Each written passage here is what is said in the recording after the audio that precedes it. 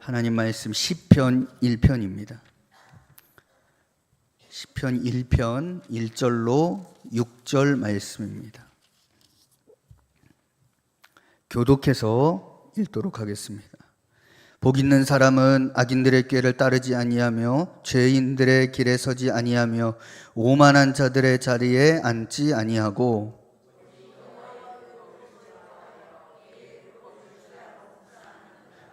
그는 시냇가에 심은 나무가 철을 따라 열매를 맺으며 그 잎사귀가 마르지 아니함 같으니 그가 하는 모든 일이 다 형통하리로다.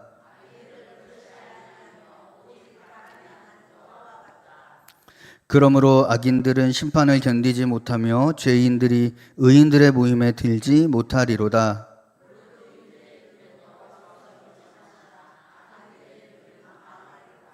아멘. 우리 옆에 있는 분들하고 한번 인사해 보실까요? 당신은 축복의 통로입니다.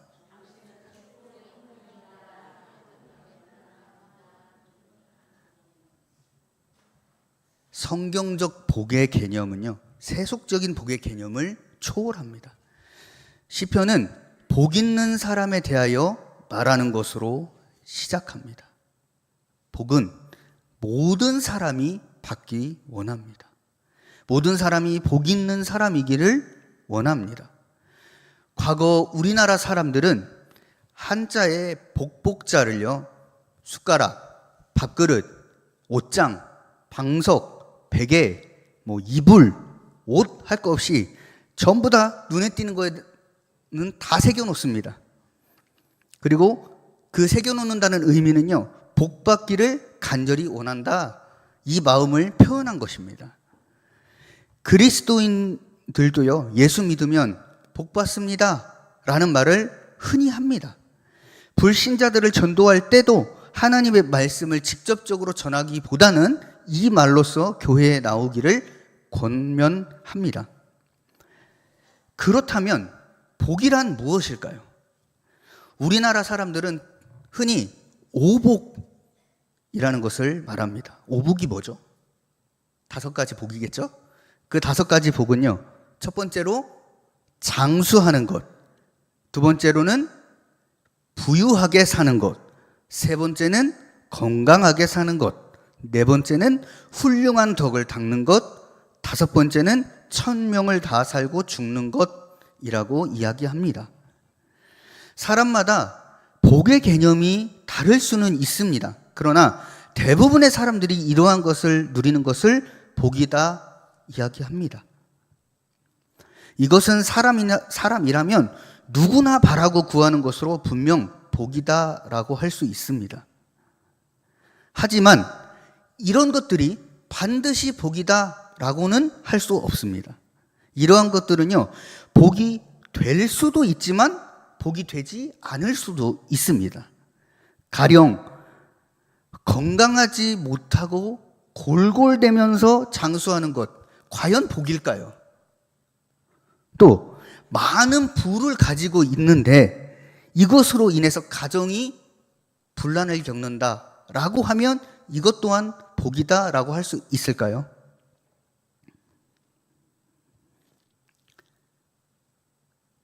두 가지 케이스 모두 복이라고 말하기는 어렵습니다. 그리고 결정적으로 앞에서 사람들이 복이라고 생각하는 것들은요, 모두 육신의 복입니다. 사람은 육신과 함께 영으로 구성된 존재들입니다. 그렇기 때문에 육신만 복을 누린다면 진정한 복을 누린다라고 할 수 없습니다. 육신의 복은 육신이 소멸될 때에 사라질 제한된 복입니다. 진정한 복은요, 영이 복을 누리는 것입니다. 영은 영원하기 때문에 영이 복을 누려야 진정한 복이다라고 할 수 있는 것입니다. 그런 점에서 진정한 복은요, 사람들이 흔히 복이라고 말하는 세속적인 복의 개념을 초월합니다. 성경은 이러한 진정한 복의 개념을 말해주고 있습니다. 물론 성경에서도 육과 관련된 복을 말하고 있습니다. 구약 성경에는요, 시편에서 복을 나타내는 말로 사용된 아쉬레라는 이 단어가 모두 45번이 사용되었습니다. 그 중에 39번이 세속적인 번영이나 물질적인 축복을 나타낼 때에 사용되어졌습니다. 이것은요, 성경이 세속적인 복을 무시하지 않는다라는 것을 시사하고 있습니다. 그러나 성경이 이처럼 세속적인 복에 대해서 말하고 있음에도 불구하고 성경적 복의 개념은요, 이러한 세속적 의미의 복의 개념을 초월합니다. 예수님은 산상수훈의 첫 머리에서 진정한 복의 의미에 대해서 8가지로 말씀해 주셨습니다. 이것을 소위 팔복이라고 말합니다. 이러한 팔복을 보면요, 심령이 가난한 것, 애통한 것, 온유한 것, 의에 줄이고 목마른 것, 긍휼히 여기는 것, 마음이 청결한 것, 화평케 하는 것, 의를 위하여 핍박받는 것. 이렇게 볼 때 진정한 의미에서 성경적 복의 개념이란 세속적 복의 개념과는 전혀 다르거나 심지어는 상반된 것이기도 하다는 것을 알 수 있습니다. 가난, 애통, 핍박은요, 세속적인 복의 개념에서 보면 복이 아니라 불행입니다. 그럼에도 불구하고 이것이 진정한 복이 되는 것은 이것이 영생복락의 천국과 영원한 위로를 가져다 주기 때문인 것입니다. 앞서서 이야기했지만 세속적 의미의 복은요, 우리의 육신이 소멸될 때에 함께 소멸되어집니다. 또 그것은요, 한편으로는 복이지만 한편으로는 복이 아닐 수도 있습니다. 말하자면 세속적 의미의 복은요, 제한된 의미의 복이다라는 것입니다. 이에 비하여 성경적 의미의 복은요, 영원한 복이고요, 무한한 복입니다. 장차 육과 영이 함께 누릴 복이다라는 것입니다. 성경은 이러한 복을 위하여 때로는 세속적 의미의 복을 포기할 것을 요구하기도 합니다. 주님께서 제자들을 향하여 나를 따르려거든 자기 십자가를 지라고 하신 것이나 영생을 얻을 방법을 묻는 부자 청년을 향하여 모든 재산을 팔아 가난한 자들에게 나누어 주고 당신을 쫓으라고 하신 것은요, 이에 대한 대표적인 실예입니다. 그렇기 때문에 우리는 이제는요, 복에 대한 개념을요, 새롭게 정립을 해야 합니다. 우리는 세속적 의미의 복을 누리기 위하여 예수를 믿고 교회에 나오면 안 된다라는 것입니다. 우리가 세속적인 복을 누리기 위하여 예수를 믿고 교회에 나온다면요, 우상에게 절하는 세속 종교를 가진 사람들과 다를 것이 없습니다. 단지 믿는 대상이 다르다라는 것입니다. 기독교에서 말하는 진정한 복은 영적이고 궁극적인 복입니다. 오늘 본문을 통해서 어떤 사람이 복 있는 사람인지 말씀해주고 있는데요, 같이 함께 알아보도록 하겠습니다. 복 있는 사람은 과연 어떤 사람이냐? 첫 번째로는요, 복 있는 사람과 교제하는 사람이 복 있는 사람입니다. 본문 1절을 보시면 복 있는 사람은 악인의 길을 쫓지 아니하며 죄인의 길에 서지 아니하며 오만한 자의 자리에 앉지 아니하고, 이렇게 말씀하고 있습니다. 다시 말하면요, 복 있는 사람은 악한 부류의 사람들과는 어울리지 않는다라는 말입니다. 그렇기 때문에 복 있는 사람이 되려면요, 무엇보다도 사람을 가려서 교제해야 된다라는 것입니다. 우리 인간은 사회적인 존재입니다. 그래서 필연적으로 다른 사람들과 어울려서 살아갈 수밖에 없습니다. 그리고 어울리는 사람끼리 영향을 주고받게 되어 있습니다. 그러므로 우리가 만일 늘 악한 사람들과 어울린다면 어떻게 될까요? 필연적으로 악한 사람이 되는 것입니다. 악인의 길을 쫓다가 죄인의 길에 서게 되고 오만한 자의 자리에 앉게 되는 것입니다. 우리는 흔히 노는 물에 대하여 이야기합니다. 물고기는요, 자기가 노는 물에 영향을 받습니다. 물이 좋으면 그 안에 물고기는 전부 다 튼튼하게 자랍니다. 그런데요, 반대로 물이 좋지 않다라고 하면 그 안에 물고기는요, 병들 수도 있고요, 심한 경우 폐사를 하게 됩니다. 우리는 독극물에 오염된 하천에서 물고기들이 집단으로 폐사하여 수면 위로 떠오르는 광경을 종종 보게 됩니다. 그와 같이 우리가 노는 물이 악한 물이라고 하면 우리는 다른 악인들과 함께 망하게 되는 것입니다. 6절을 보시면 악인의 길은 망하는 길이라고 말씀하고 있습니다. 우리 속담에 친구 따라 강남 간다 라는 말이 있습니다. 어떤 친구를 사귀느냐에 따라서 영적으로 보면 천국에 갈 수도 있고요, 지옥에 갈 수도 있습니다. 물론 천국과 지옥에 가는 것은요, 개인에게 달린 문제입니다. 그러나 친구는 그것을 결정하게 하는데 결정적인 역할을 한다라는 것입니다. 그렇기 때문에 우리가 복 있는 사람이 되기 위해서는요, 친구를 가려서 사귀어야 된답니다. 소위 좋은 물에서 놀아야 된다라는 것입니다. 우리는요, 하나님을 거스르는 사람들, 하나님을 두려워하지 않는 사람들, 또 부정적인 사고를 가진 사람들, 입만 열면 비난하고 짜증내고 부정적인 말을 하는 사람들과는 친구를 하면 안 된다라는 것입니다. 어떤 사람하고 친구해야 될까요? 하나님을 경외하고, 입만 열면 뭐가 나와야 될까요?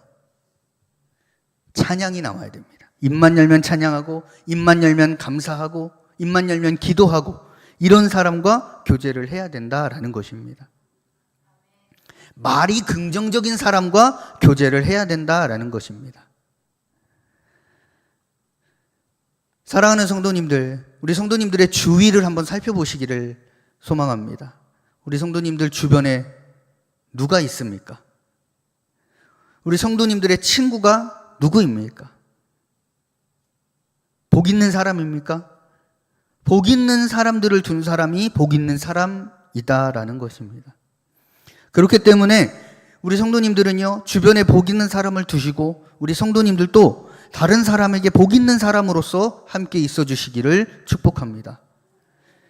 그리하여 친구와 더불어 강남이 아닌 어디 가야 될까요? 천국 가셔야 됩니다. 그런 성도님들 되시기를 축복합니다. 두 번째로 어떤 사람이 복 있는 사람이냐? 예수 그리스도를 믿는 사람이 복 있는 사람입니다. 앞에서 악인이란 하나님을 거역하는 자라고 말씀하고 있습니다. 그러면 복 있는 사람이란 어떤 사람일까요? 본문 1절과 2절을 보면요, 복 있는 사람이란 악인의 길을 쫓지 아니하며 죄인의 길에 서지 아니하며 오만한 자의 자리에 앉지 아니하고 오직 여호와의 율법을 즐거워하여 그 율법을 주야로 묵상하는 자라고 말씀하고 있습니다. 복 있는 사람에 대한 정의는요, 성경적으로 다양할 수 있습니다. 그러나 이 모든 정의를 한마디로 표현한다면요, 복 있는 사람이란 하나님을 경외하는 사람입니다. 왜냐하면 앞서서 말한 복 있는 사람의 조건은요, 모두 하나님을 경외함으로 나타나는 것이기 때문입니다. 복 있는 사람이란 어떤 사람을 말하는 것일까요? 예수 그리스도를 믿는 사람이 복 있는 사람인 것입니다. 예수 그리스도를 믿으면 죄사함을 받습니다. 인생 최대의 문제인 죽음의 문제를 극복하게 됩니다. 천국을 기업으로 받게 됩니다. 그곳에서 영원히 살게 됩니다. 예수 그리스도를 믿는 우리 그리스도인이야말로 세상의 어떤 사람들과도 비교할 수 없이 복된 사람들인 것입니다. 물론 이 세상 사람들도요, 나름대로 복을 누립니다. 하지만 그들이 누리는 복은요, 제한적인 복이고요, 지상적인 복입니다. 또 일시적인 복일 뿐입니다. 그에 비하여 우리 그리스도인들이 예수 그리스도로 말미암아 누리는 제한이 없는 복, 천상의 복, 영원한 복입니다. 사실 세상적으로 보면요, 예수 그리스도를 믿는 사람을 복 있는 사람이라고 볼 수 없습니다. 세상 사람들이 보기에 십자가에 못 박혀 비참하게 죽은 사람을 믿는 사람은요, 참으로 미련한 사람으로 보입니다. 하지만요, 십자가의 도가 구원을 얻은 우리에게는요, 하나님의 능력이 되는 것입니다. 그리고 중요한 사실은요, 예수 그리스도는요, 아무나 믿을 수 있습니다. 성경은 믿음이 우리에게서 나는 것이 아니라 하나님의 선물이라고 분명하게 말씀하고 있습니다. 바로 이러한 이유 때문에 예수 그리스도를 믿는 사람이 더 복 있는 사람이 되는 것입니다. 멸망할 인생 중에서 하나님의 은혜를 입어 예수 그리스도를 믿고 구원을 얻는 그 사람은요, 진정한 복 있는 사람입니다. 그러므로 우리 성도님들은요, 세상에서 형편이 어떻든지 간에 우리 성도님들이 진정 복된 사람이라는 자긍심을 갖고 이 세상을 살아가는 성도님들 되시기를 축복합니다. 세 번째로 복 있는 사람이 과연 어떤 사람이냐? 하나님의 말씀으로 즐거움을 삼는 사람이다 라는 것입니다. 본문 2절을 보면요, 복 있는 사람의 적극적인 특성이 나타납니다. 오직 여호와의 율법을 즐거워하는 것입니다. 여기서 여호와의 율법은요, 하나님의 모든 가르침을 의미합니다. 복 있는 사람은 하나님의 가르침으로 즐거움을 삼는 것입니다. 성경은 복 있는 사람은 오직 여호와의 율법을 즐거워한다 말씀하고 있습니다. 여기서 중요한 건 오직입니다. 즐거움의 근원은요, 오직 하나, 하나님 말씀뿐입니다. 세상 사람들의 즐거움의 근원은요, 여러 곳에 있습니다. 그런데 즐거움의 근원을 여러 곳에 둔다는 것은요, 역으로 생각해 보면요, 그 어느 것으로도 만족한 즐거움을 얻지 못한다라는 것입니다. 그러나 복 있는 사람에게 하나님의 말씀은요, 완전한 즐거움인 것입니다. 그러므로 다른 곳에서 즐거움을 찾을 필요가 없는 것입니다. 오직 하나님 말씀 하나면 만족스러운 즐거움을 얻을 수가 있는 것입니다.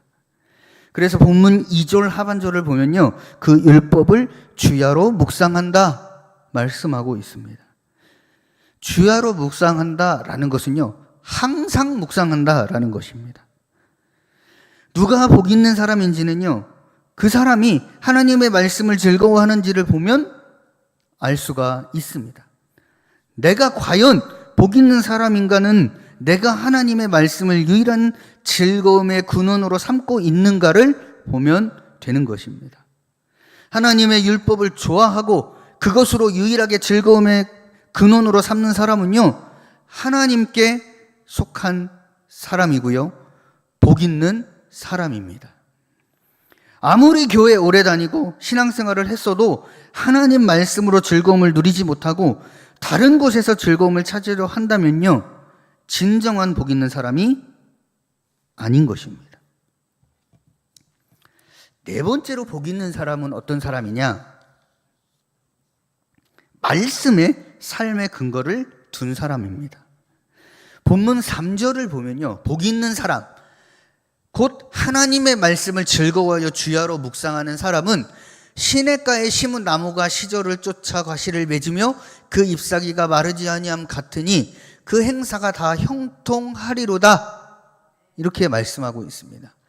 이 말씀이 주는 메시지는요, 상황을 초월하여 언제나 한결같은 것입니다. 여기서 시내는 관계수로를 말합니다. 주위에 물을 대기 위하여 계획적으로 파놓은 수로를 이야기하는 것입니다. 이와 달리 자연적으로 형성된 시내로서 흔히 와디라고 부르는 것도 있습니다. 와디가 뭐냐면 건조 지역에서 평소에는 마른 골짜기 이다가요, 큰 비가 내리면 홍수가 되어 물이 흐르는 강이 와디입니다. 다시 말하면 간헐천인 것입니다.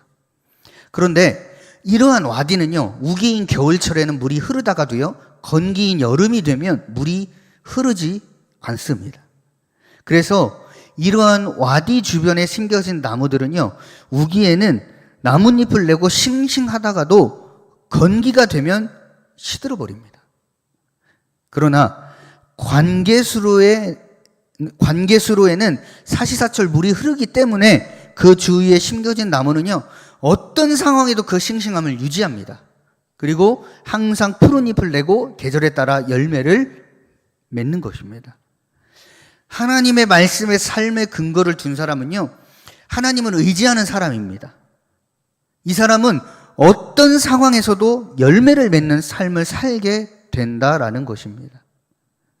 성경은요, 하나님을 생수의 근원으로 말씀하고 있습니다. 실로 하나님은요, 마를 줄 모르는 생명수를 뿜어내는 근원이신 것입니다. 그러므로 하나님 말씀의 삶의 근거를 둔 사람은요, 어떤 상황에도 싱싱함을 유지하고 열매를 맺는 삶을 살게 된다라는 것입니다.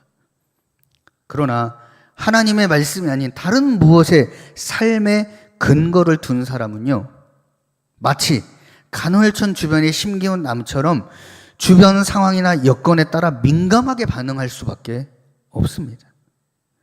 하나님의 말씀에 삶의 근거를 둔 사람은요, 그 뿌리가 생수의 근원에 닿아 있기 때문에 더위나 가뭄에 상관없이 언제나 청정할 수 있는 것입니다.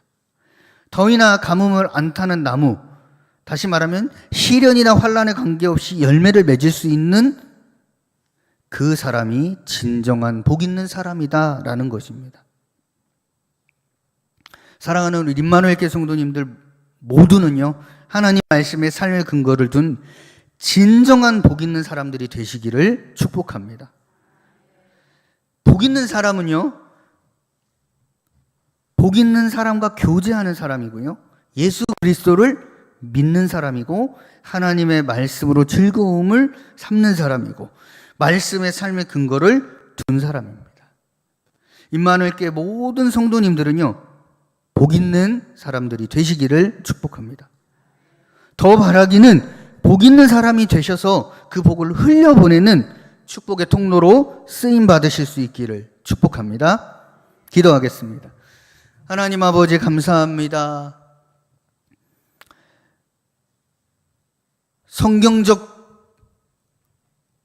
복을 누리는 우리가 되게 하여 주시옵소서. 복 있는 사람과 교제하게 하시고 예수 그리스도를 믿게 하시고 하나님의 말씀으로 즐거움을 삼게 하시고 말씀의 삶의 근거를 둔 복 있는 사람들이 되어질 수 있도록 축복하여 주시옵소서. 더 나아가서 이 복을 흘려주는 축복의 통로들로 우리 임마누엘 교회 성도님들을 사용하여 주시옵소서. 예수님 이름으로 기도합니다.